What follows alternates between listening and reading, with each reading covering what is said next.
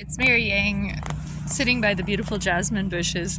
I just read the Lisa Ludwig getting dismissed by this judge who basically, Emily Rainick has got, I want to think of her nickname as like the lawyer destroyer or something. She's just like a video game of action with getting on the nerves of the justice system while they mercilessly harass her for being a whistleblower.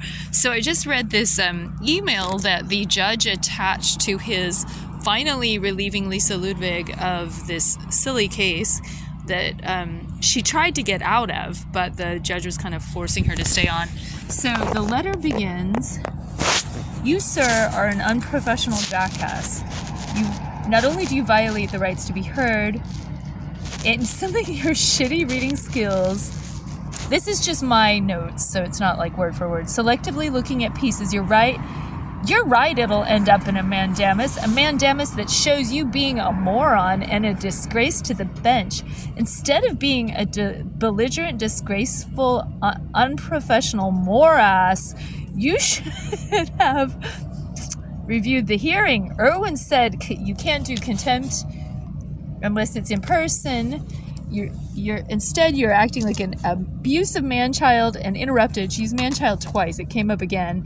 And so this is, regarding, she was referencing her appellate attorney on her appeal of the, basically the whistleblower retaliation alleged wiretapping case that she's got out on appeal, where they prosecuted her for calling out corruption in the school district, saying he's irrelevant,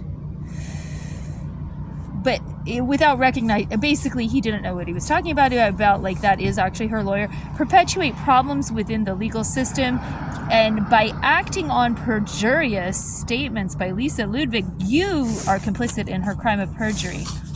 And let's see, what else do we have? This is so fascinating. Okay, and that was the email of Emily to Brandon Thompson.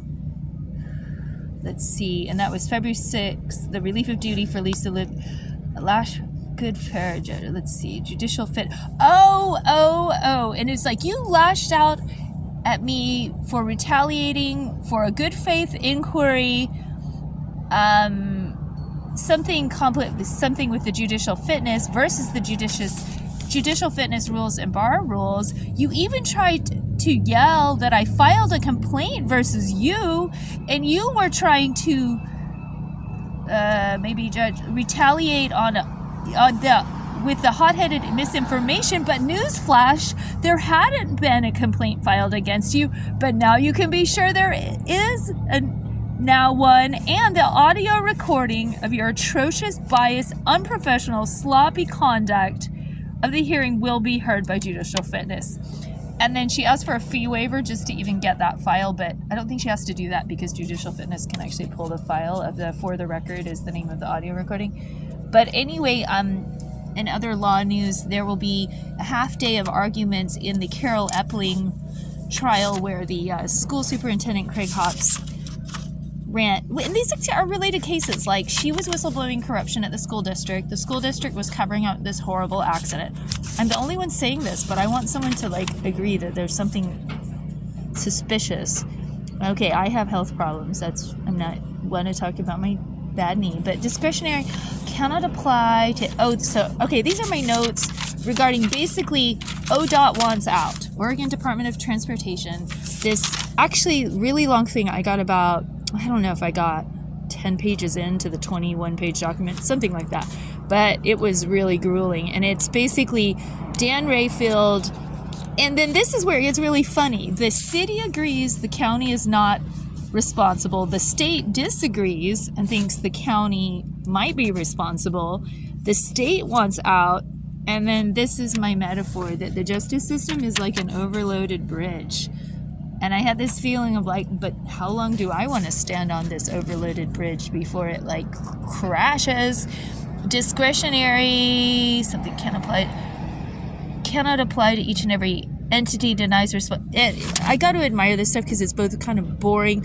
Oh, and then I looked up Lindy's, this is how many trespasses she is documented to have, probably more, or more coming, but it was like 14 cases, including 2 on one day. And yeah, I tried to help her the other night, try to get like some safety and not have to go to jail so fast, but I guess it all worked out. And I don't know, I've never began an email with "you, sir, are an unprofessional jackass," but it does so happen. Attempting to derail, she's the sole cause of this situation. Alrighty.